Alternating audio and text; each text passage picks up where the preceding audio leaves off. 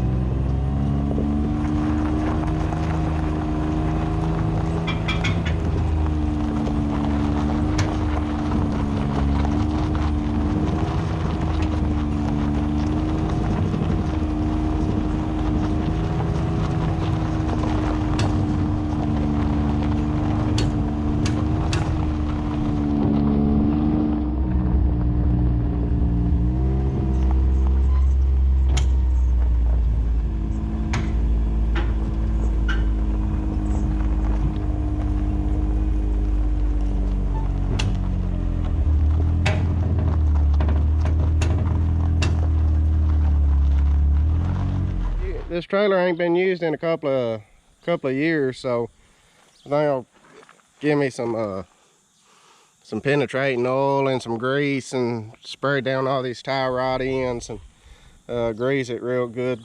You can see she's still a little stiff, but she'll free up. Like I said, she ain't been used in a couple of years now, maybe. Not since we bought that other trailer. But if you're looking for a 922 and a Universe header cart, got one for sale. She was cutting beans last fall. Still a good header. We just we went and ran a draper for Matt Griggs last year, and them drapers are worlds ahead of an auger head. So we bit the bullet and bought a draper, and that is the one thing that has lived up to the hype. Everyone said that you'll love a draper, and we do. And I hope we love it even more after we cut beans with it.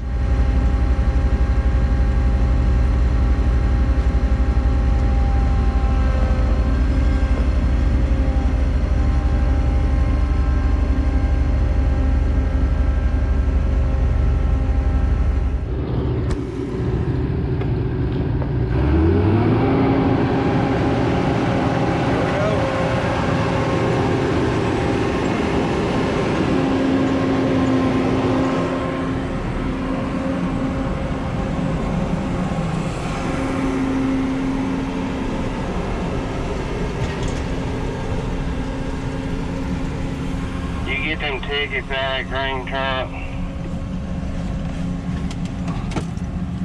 No, I didn't.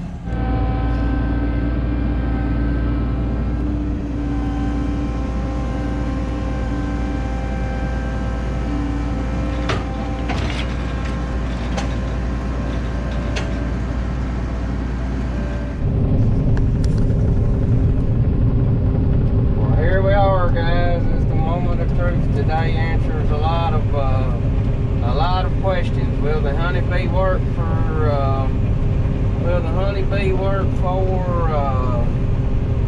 cutting soybeans? Will all the stuff we done on this old poor farm make a difference?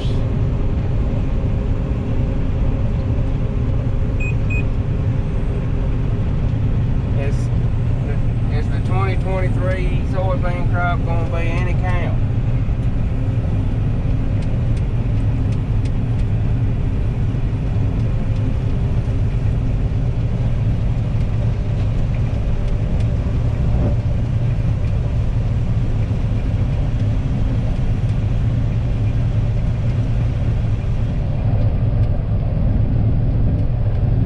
Well, I can already tell you it's going to cut closer than that old that old 922 of ours.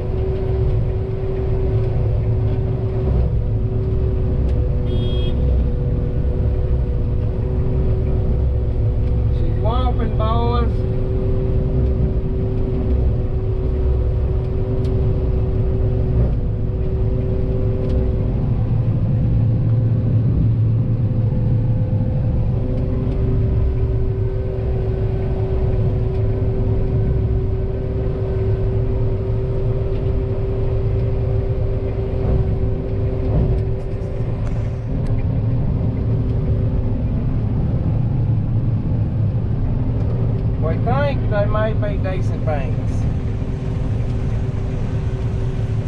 It's amazing what a good old ripper will do for you. Trying to run my reel high, they're popping, so I'm trying not to thresh them with the reel. I'm running it high.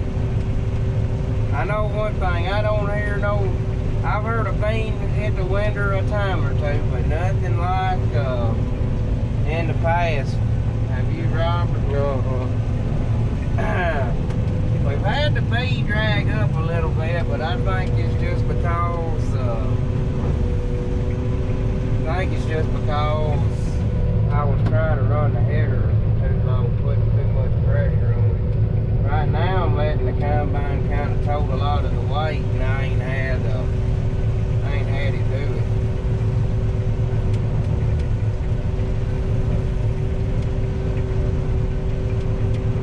We're gonna get us a sample of beans, and we're gonna take them to the elevator and see what they check, and hopefully we are gonna come back and combine some beans.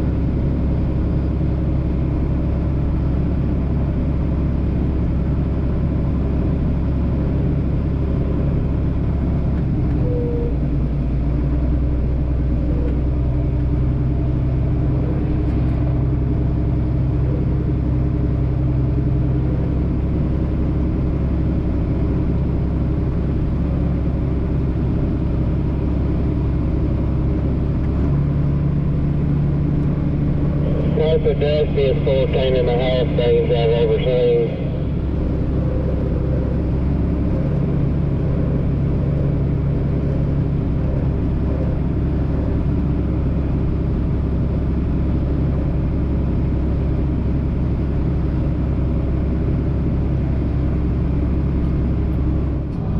So a little update. These are still right here, borderline a little wet. They's checking 15, so we're moving back here to some thinner dirt where maybe the beans will be a little drier. They won't probably be as good, but they'll be drier. Just got done changing 2 hydraulic hoses on the honeybee. Just a bad design. Just a bad design on the way they had them hoses. They had them like crisscrossed where they was intentionally rubbing. So bad design on honeybee's part, but we got it fixed. He just got moved back here to this back part here. This was where we did all the dirt work. So anxious to see how our terraces did, our basins, erosion structures, whatever you want to call them, dry dams. See how they did. And there's there's a big ditch.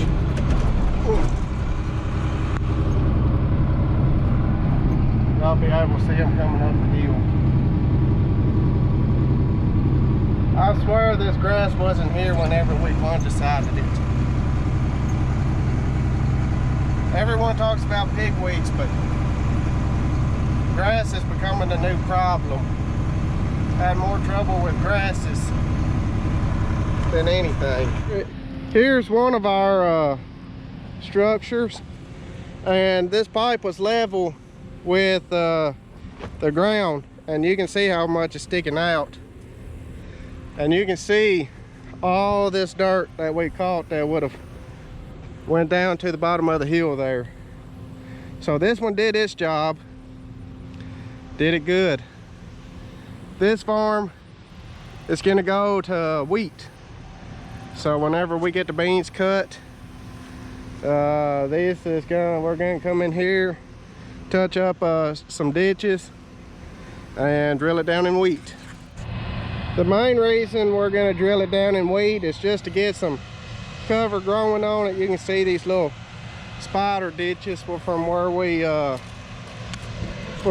moved so much dirt this fall, but we'll drill it down. We'll probably gonna double drill these basins and these ditches that excuse me, double drill them. That way we make sure we got a good mat to help keep from washing.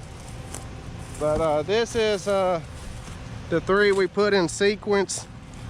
There's the top one, and the second one, and the third one. This second one I think ran over a little bit. I'm sorry about I swear this grass was not here whenever we sprayed it. Fungicide. We come out here, we probably checked on this field more than any of them, and there was no grass. But as soon as we come to combine it, there's grass. Yeah, you can see right there where she ran over. So what we'll probably end up doing, scooping out all this dirt that we caught and just laying it here on the back side.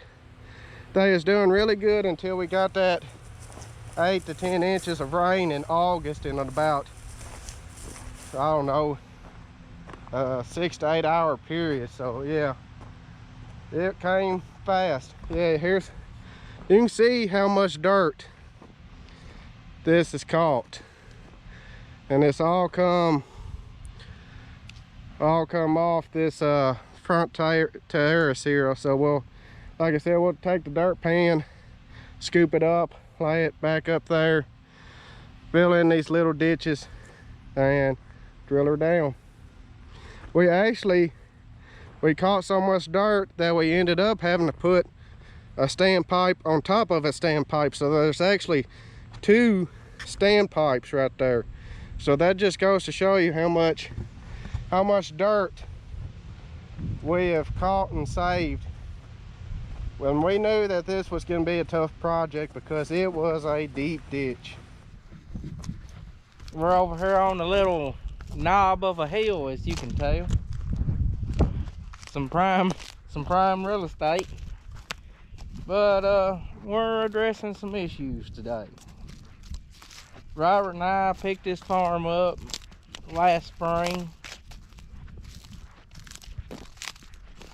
and we didn't have any time to get any work done to it. We just kind of had to plant it as is. But probably the worst thing about this farm is that right there. We got the Grand Canyon right through the middle of our field.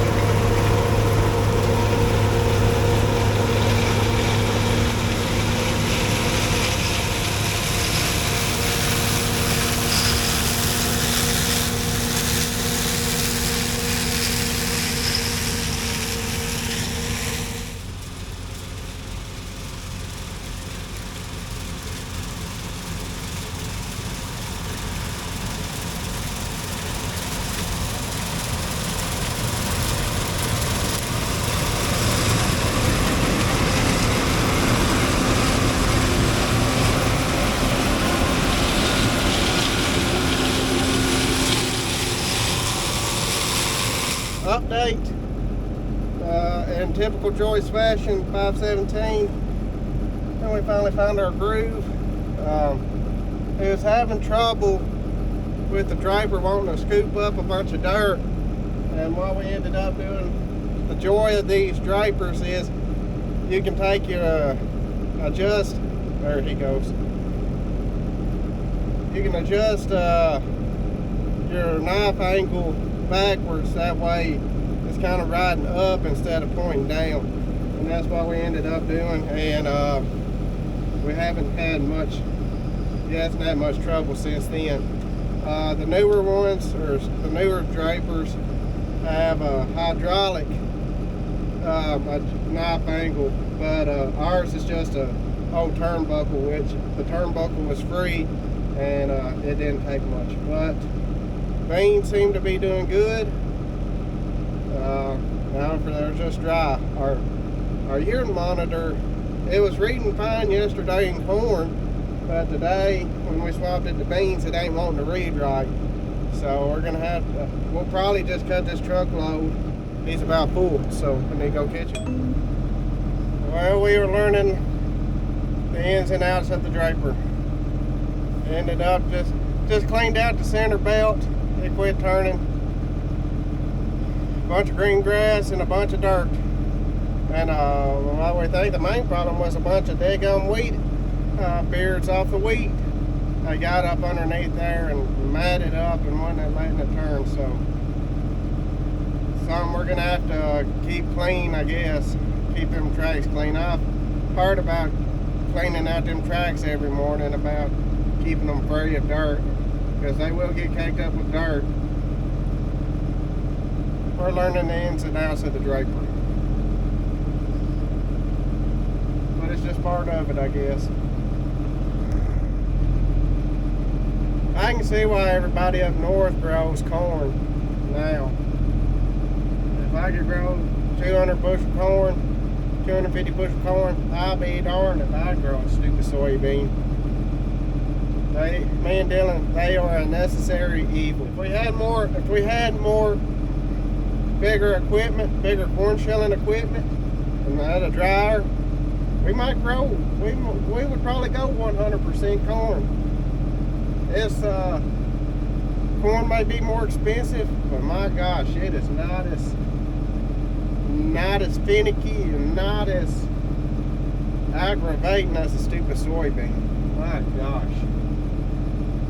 Gotta run your equipment, gotta run your header down on the ground, and you gotta run all that dirt material through it. All corn shelling, you can run your header 2 foot off the ground if you want to. Stupid soybean, so my goodness. Yeah. Like I said, if I could grow 250 bushel corn, there would not be a soybean on my farm. Heck no. Guess I'm gonna have to rewatch my Herman Warsaw videos on YouTube. Oh, Mr. Herman grew 386 bushel corn in 1985. Yeah. With deep chisel plowing. He was a cool old man. Y'all need to watch it. Look him up on YouTube. His name is Herman Warsaw. Grew 386 bushel corn back in the 80s with a old big MF tractor, a big MF combine, and planted it with the old AC air champ planter and the old International 656, I think. I guess you international guys don't get mad at me because I don't know, but he's a cool old man. Y'all need to look him up. He's my high yield hero. Sorry, crop critic, but he's my high yield hero. Mr. Herman was growing big corn on deep chisel plowing and hog manure. He didn't have all these fancy planter technology and all these plant hybrid traits. He was old school, man. He was no fungicides. I don't know how he did it, but he did it. A lot of fertilize and deep tillage was his motto. But he's a cool old man. If he could grow it back then, why can't we grow it now? So might have to go rewatch that video so I don't have to grow a soybean again. First day of the draper. I mean, I like the draper, don't get me wrong. It's just, I think a lot of it's my fault. I went down in the silt basin, them big giant basins we built, and scooped up a bunch of silt and choked the metal draper belt up. So part of it's my fault, but I think maybe I'm finally about to get it learned. I told everybody that we need to pay more attention to the crop grid. It can grow 250 bushel corn, so we don't have to grow another soybean. Robert's wanting to grow 900 acres of corn next year. I don't know if my whole budget can allow it. I don't know.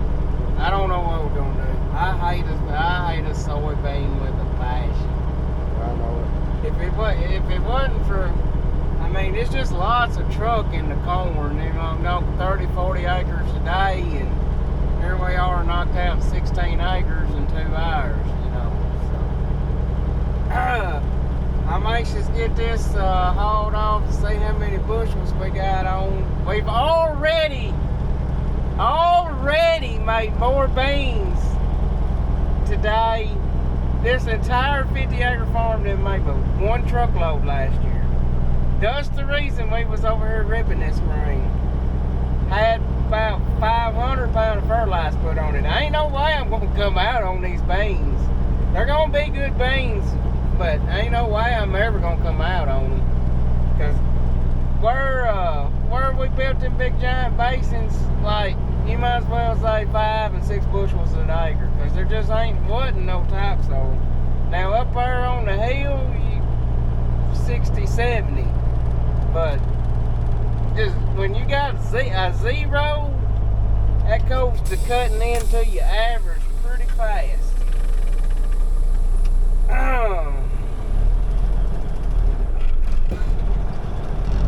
If you never get it moving, with this old truck, it's gone.